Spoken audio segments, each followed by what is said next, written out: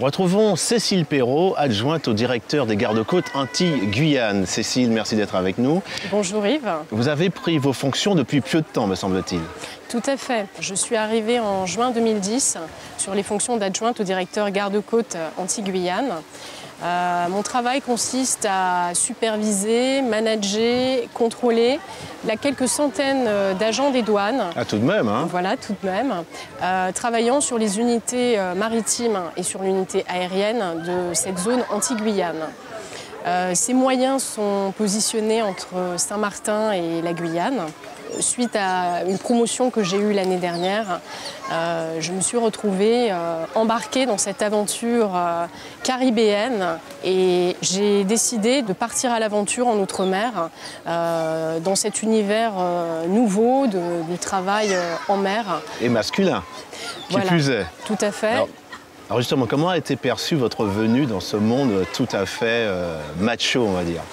Alors, ce monde, il n'est pas plus macho que peuvent l'être d'autres sphères professionnelles ou sociétales. Simplement, je suis arrivée dans une structure composée à 98% d'hommes. Donc, le fait d'avoir une femme arrivée sur des fonctions de commandement est relativement insolite. Cette situation n'était pas inédite puisque je prenais le relais d'une femme qui était restée 8 mois sur ses fonctions.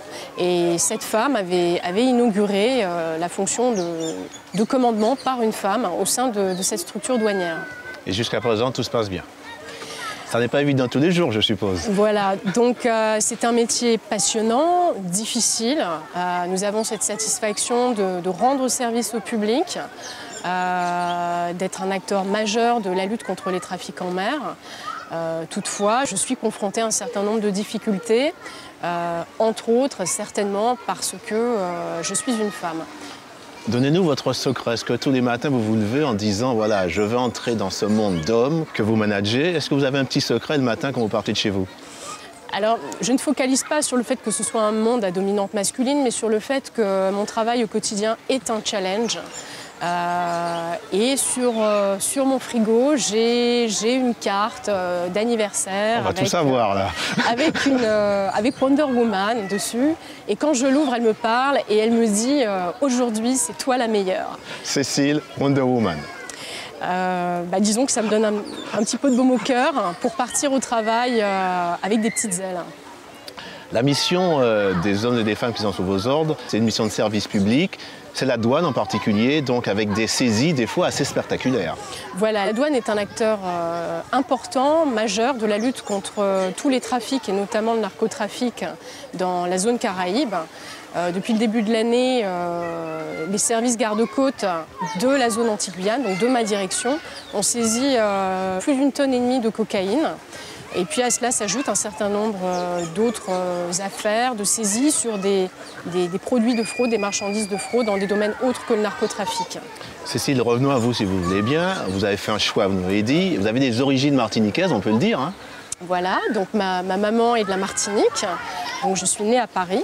J'ai vécu quasiment toute ma vie en région parisienne, mais j'avais une grand-mère qui m'attendait en Martinique. Retour aux sources en quelque sorte, on peut le dire. Dès qu'on pouvait venir en vacances en Martinique, on allait rendre visite à ma chère grand-mère. Donc la culture caribéenne n'est pas nouvelle pour moi et je la redécouvre. J'approfondis ma connaissance de cette culture. Et puis pas seulement la culture martiniquaise, mais également la culture de toutes les autres îles de la Caraïbe et puis la culture guyanaise. Dites-moi Cécile, il est vrai également que vous donnez à fond, si je puis dire, dans votre travail. Vous avez le temps d'avoir une vie privée? Tout à fait. Que puis-je dire de ma vie privée? C'est votre petit jardin secret. Que voulez-vous savoir? Est-ce que vous avez une passion, à part votre métier, bien entendu? Alors, au-delà de mon métier, il y a 2 choses qui m'occupent, on va dire.